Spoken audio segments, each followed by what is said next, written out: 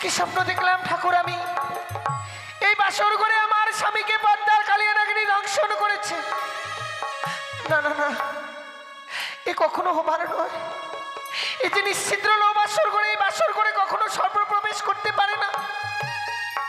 ওগো তুমি কোথায় আছো, একটি বার দেখা দাও। দেখো না আমাদের এই বাসর ঘর যেন অন্ধকার হয়ে গেছে। একাকিনী নারী আমি এই বাসর ঘরে কি করে থাকবো? একটি বার কথা বলো না প্রভু, একটি বার তুমি সাড়া দাও। সে কি স্বামী কি তবে আমার প্রতি অভিমান করেছে? না না না না, আমি এই মুহূর্তে এই বাসরের বাতিকে আবার জ্বালাবো। এই বাসরের বাতি জ্বালালে ঠিক আমি আমার স্বামীকে খুঁজে পাবো।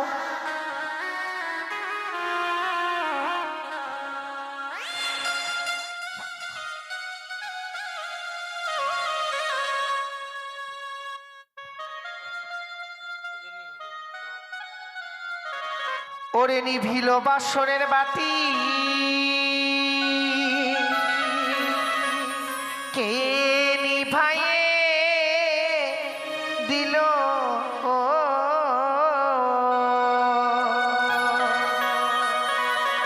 ওরে মানিকে রতন বাতি আমার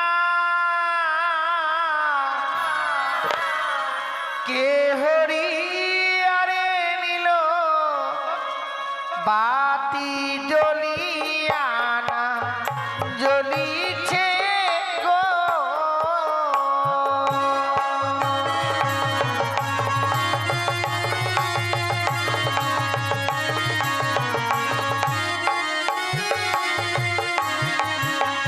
ওরে বাও নাই বা তা শোনাই রে, নাই পবনের গতি।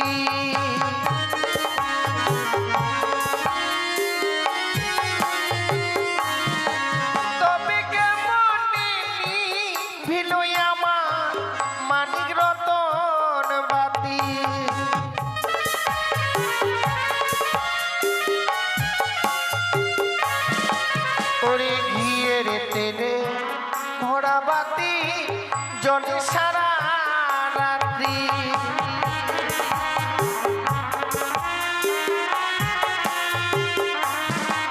তবে কেমন ভিন্ন আমার মানিক রতন বাতি।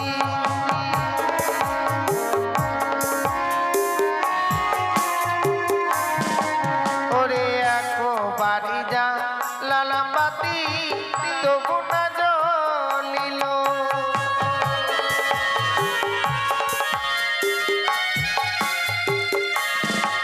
ওরে তুইও বাড়ি যা লালাম বাতি তবু না জ্বলিল।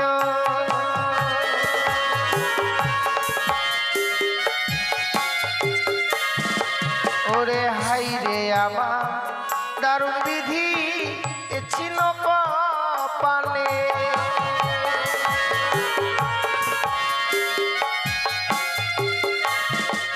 ওরে মামন সাত নামে বাতি জ্বলিয়ায় উঠিল।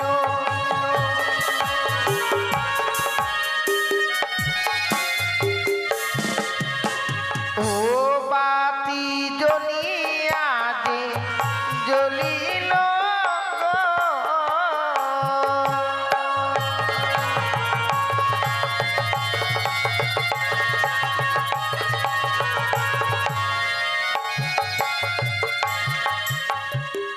দেখেছি ঠাকুর আচ্ছা স্বামী বিশ্রাম করতে এসে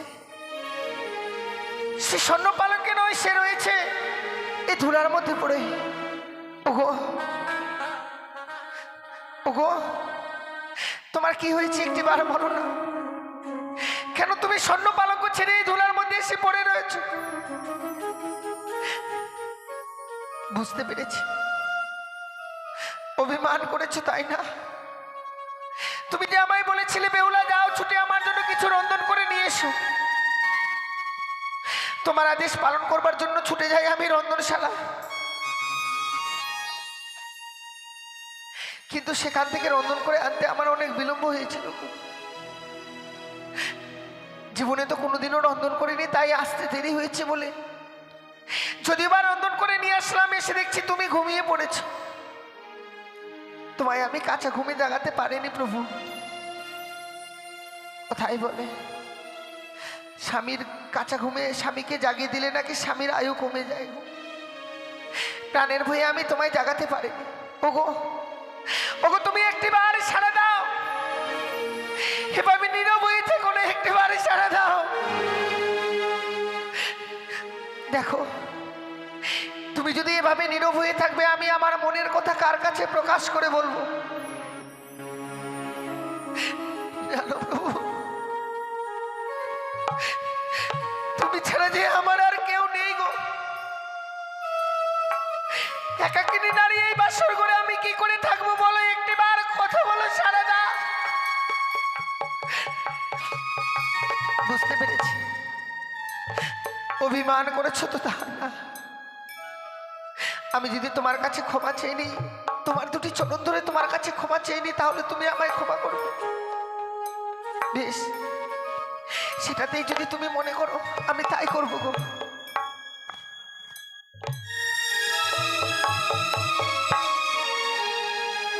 দেখো না প্রভু, আমি তোমার চরণ তলে রয়েছি। তুমি শুধু একটিবার আমায় ক্ষমা। সে কি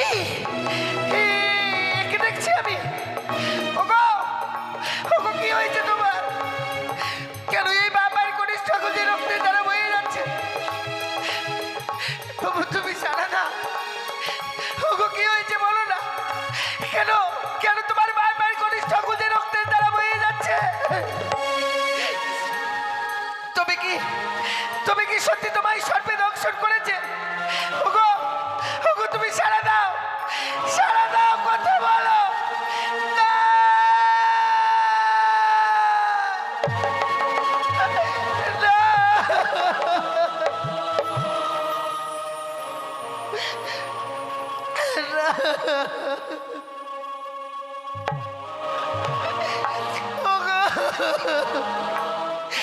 তুমি আমায় ছেড়ে যেতে পারো না প্রভু, তুমি একটিবারে ছাড়া দাও। হে ভগবান, আমি তোমার কাছে কি অপরাধ করেছিলাম? কেন তুমি আমার স্বামীকে আমার কাছ থেকে কেড়ে নিলে? জীবনকে আমি তোমার কাছে এত পাপ করেছিলাম, যেই পাপের প্রায়শ্চিত্ত করবার জন্য এই বাসর ঘরে ছুটে এসেছি।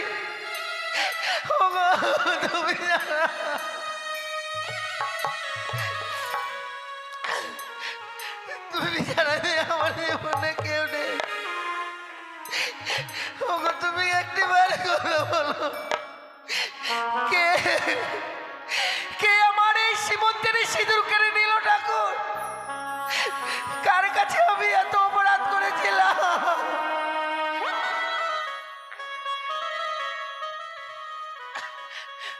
ওই আমার স্মৃতির সিঁদুর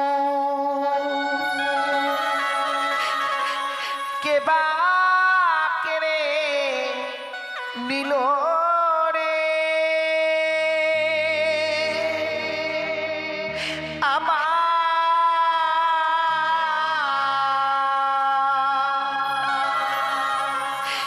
বিধবা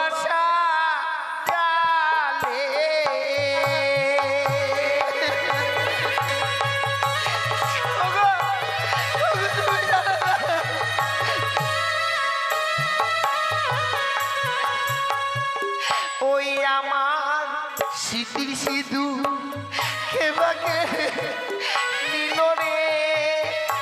ওই আমার বিধবা জালে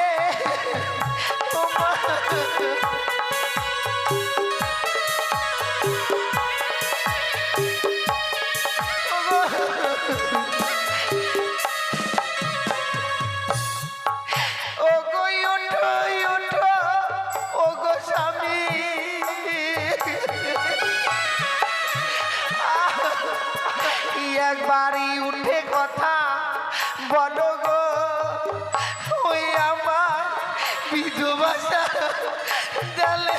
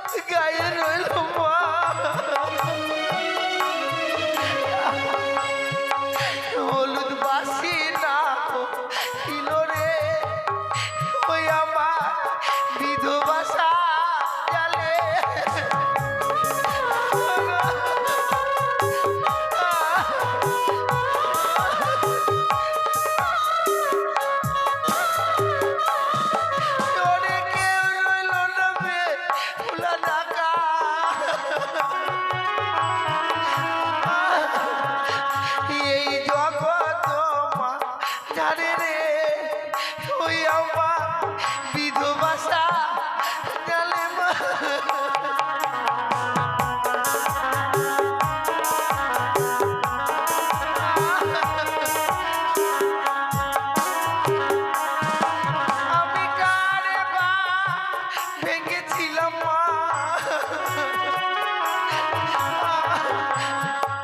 মাগো ভরা ভাতের হাড়ি রে ওই আমার বিধবা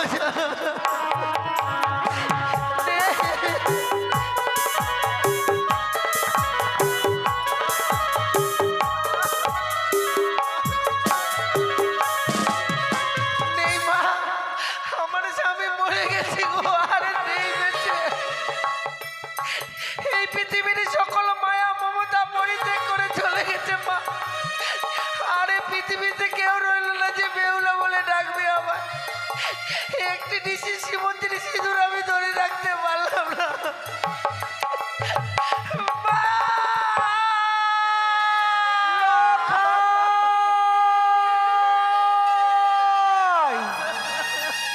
কি আমি কি স্বপ্ন দেখলাম? কে যেন আমায় ওদূর থেকে স্বপ্ন দিয়ে গেল।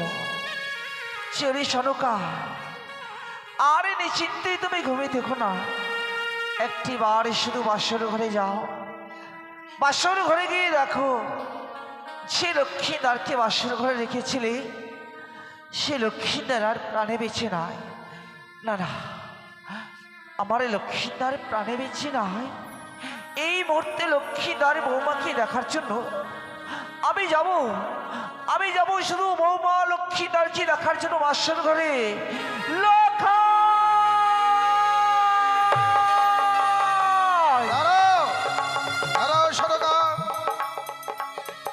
লখাই লখাই বলতে বলতে কোথায় ছুটে চলেছ? নিশি প্রভাত হতে এখনো অনেকক্ষণ। আজকে এই নিশীতে যে আমি এই স্বপ্ন দেখেছি গো, স্বপ্ন? আচ্ছা এমন এই স্বপ্ন দেখেছি, সে লক্ষাই কি আমার সে বাসর ঘরে রেখেছিলে তুমি, সে লক্ষাই যেন আর প্রাণে বেঁচে নাই। আজকের এই নিশীতে লক্ষ্মীদারকে আমার সে সর্পে দংশন করেছে। ভুল স্বপ্ন দেখেছ। স্বপ্ন যেমনি ভাবে স্বপ্ন মতে আসে স্বপ্ন মতে চলে যায়, স্বপ্ন কখনো বাস্তবে পরিণত হয় না। সনকা, ভুলে যাচ্ছ কেন? দেব শিল্পী দিয়ে বিশ্বকর্মা বিশ্বকর্মাদের নির্মাণ করেছি লৌহ বাসর ঘর। ওই রাক্ষসী আমাদের লক্ষিন্দরে কিছুই করতে পারবে না। লাগো না, আজকে দিনে আমি যে স্বপ্ন দেখেছি, একটি বার শুধু আমায় নিয়ে চলো না বাসর ঘরে। কিন্তু সনকা, আমরা পিতা মাতা হয়ে কি করে চাই লক্ষিন্দরে বেহুলা রাজ ফুলসজ্জা রাত? আমি বলছিলাম কি স্বামী, এই বাসর ঘরে থেকে আমরা প্রবেশ করবো না, শুধু বাসরের বাইরে গিয়ে লক্ষ্মীদারের সঙ্গে আর বৌমার সঙ্গে কয়েকটি কথা বলে আবার সে চলে আসবো গো। লক্ষিন্দরের জন্য আমারও মন ভরা প্রায় বেকুল হয়ে পড়েছে। চলো তোমার আশায় পূর্ণ করি। এসো সনকা, চলো গো, এসো। ওগো একবার কথা বলো না। বাবা মা চলে আসলে আমি কি কৈফিয়ত দেব বলতে পারো? তুমি শুধু একটিবার আমারটাকে সারা দাও।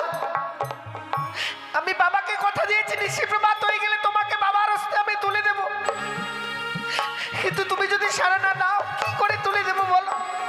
নাই আমি আমার নিজের প্রাণখানা ওই বাবার হস্তে তুলে দেব বলো?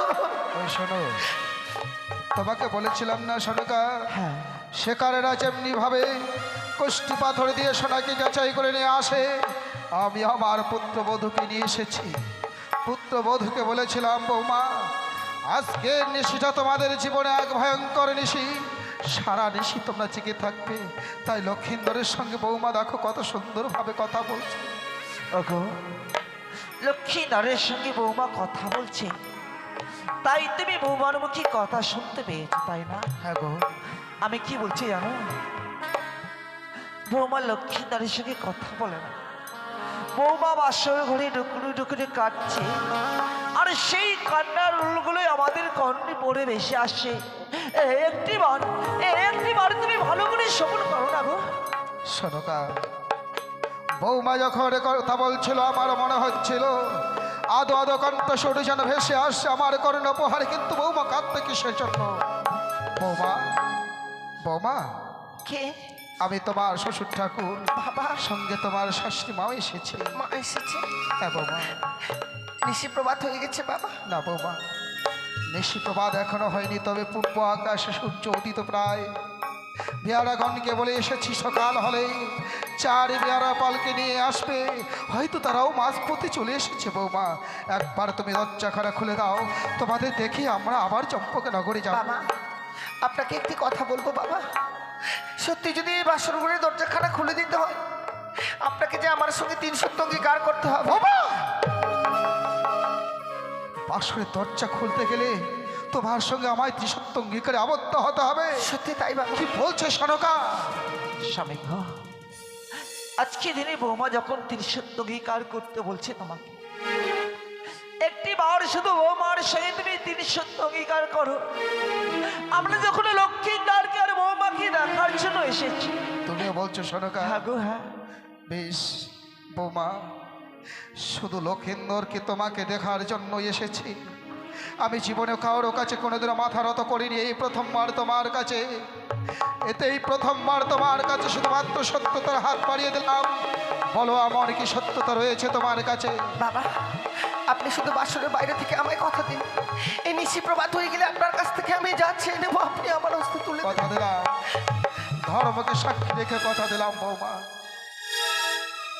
বেশ, আমিও এই মুহূর্তে এই বাসরের দরজাখানা খুলে দিলাম মা।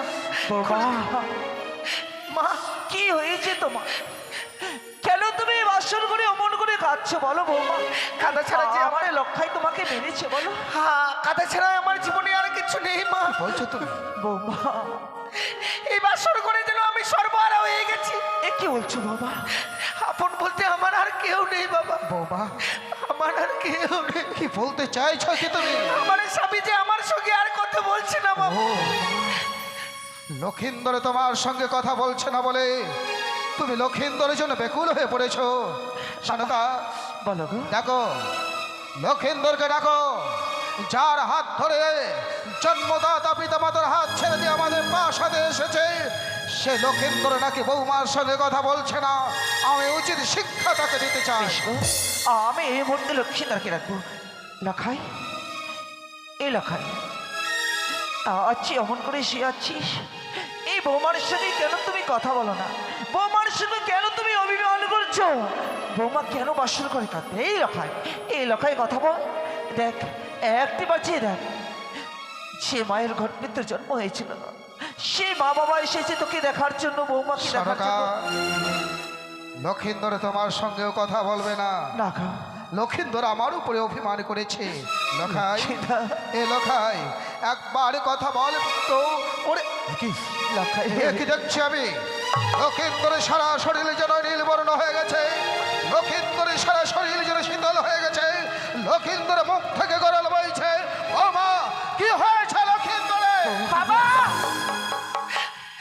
আমার স্বামী যে আর কথা বলবে না। তার মানে আমার স্বামীকে ওই পদ্মার কালিয়া নাগিনী দংশন করেছে।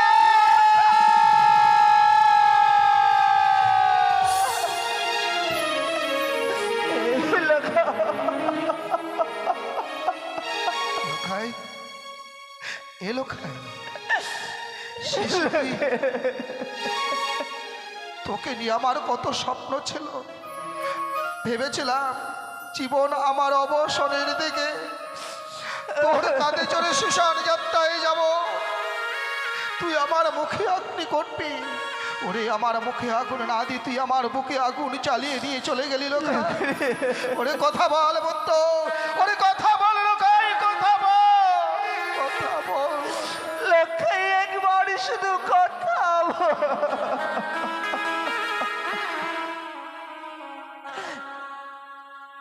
এ কি হলো ওরে ও বা,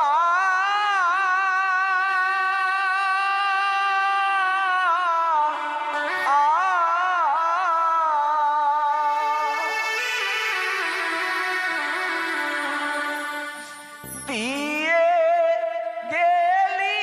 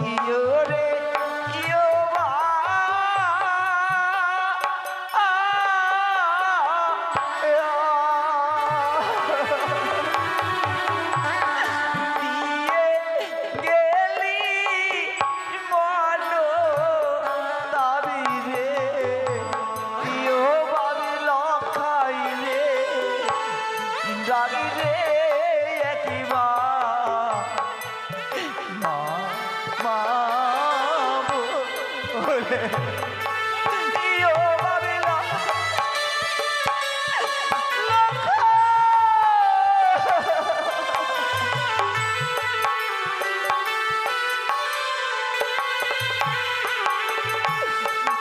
আরি কে ডাক দিবে মামা বলে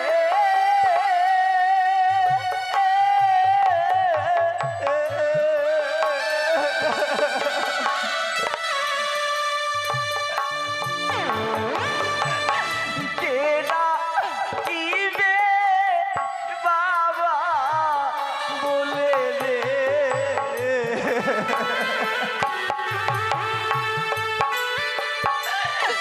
লখাই রে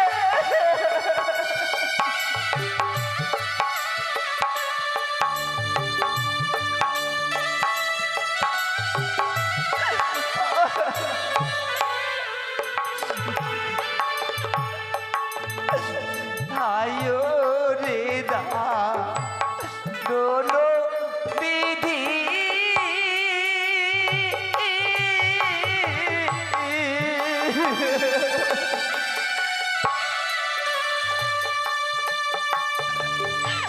ইয়েছি লোক পালে রে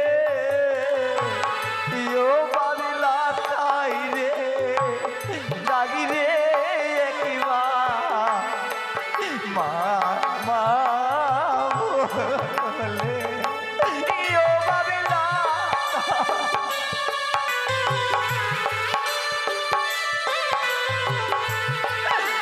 লখাই রে কেউ কাঁদবে না। লক্ষিন্দর প্রাণে মারা গেছে, আজ হইতে আপদ বিদায় হয়ে গেছে। লক্ষিন্দর প্রাণে মারা গেছে বলে সেই আনন্দে সবাই নাচো, গাও, আনন্দ করো। গাছের বানিয়া চাঁদ সদাগর, আরে পুত্র বলল ভালোই হলো মিটিল জঞ্জাল। আরে আজ হইতে কানের সঙ্গে মিটিল বিবাদ। ভালো নাচে রে বানিয়া চাঁদ সদাগর, ভালো নাচে নাচো, গাও, আনন্দ করো। আচ্ছা আমার লক্ষ্মীদার মারা গিয়েছে বলে, এই লক্ষ্মীদার মারা গিয়েছে বলে বাসর করে তুমি গান গাইছে, তুমি নাচছো। আচ্ছা বলো তো, তোমার শরীরে কোনো মায়া মমতা নাই তো ভাই, তুমি কি পাষাণ হয়ে গেছো? শোনো আমি পাষাণ। আচ্ছা লক্ষ্মীদার মারা গিয়েছে বলে তোমার মনে খুব আনন্দ হয়েছে। আমার একটু দুঃখ নেই। আমি জানি লক্ষিন্দর প্রাণে মারা গেছে, আজ হইতে রাক্ষসীর সঙ্গে আমার বিবাদ সম্পূর্ণ। ওকে স্বামী, আজকে দিনে লক্ষ্মীদার যখন আমার প্রাণে মারা গেছে, লক্ষ্মীদার আমাদের আবার সে আমাদের সঙ্গে কথা বলবে গো। শোনো গো, আজকে দিনে তোমাকে একটি কাজ করতে হবে স্বামী। লক্ষিন্দর প্রাণে মারা গেছে, পুনর্বার আমায় পিতা বলে রাখবে। লক্ষিন্দর আমাদের জেগে উঠবে, বিনিময়ে আমায় কাজ করতে হবে। এমন কি কাজ করতে হবে শোনো? একটিবার আজকে দিনে তুমি মনসা পূজা করো না গো। লক্ষিন্দরের প্রাণ ভিক্ষের জন্য ওই রাক্ষসীর পূজা করতে বলছো? এই মুহূর্তে বাসর ঘরে পরিত্যাগ করো, নইলে তোমার চহুব্বর টেনে ছিঁড়ে কুকুর শিয়ালকে দিয়ে খাবো।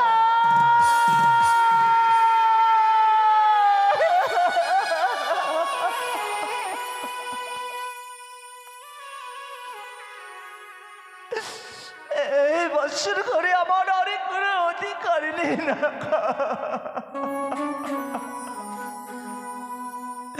বৌমা, আমার লক্ষ্যায় কি আরে ছোর মতো আমার কোনো অধিকার নেই। যে লক্ষ্যায় কি আমার বক্ষ শুধু মনে করে আমি মনে করেছিলাম, সে লক্ষ্যায় কে ছেড়ে আমার চলে যেতে হবে। লখাই, লখাই, একটিবার শুধু মা বলে রাখতো হয়তো। ওই তো লখাই আমার মা বলে রাখছি আমায়। আয় আয় লখাই, যে হাত খেয়ে তোকে আমি খাওয়াইছিলাম, একটিবার শুধু আমার কাছে আয়, আমি তোমাকে পেটে ভরে খাই।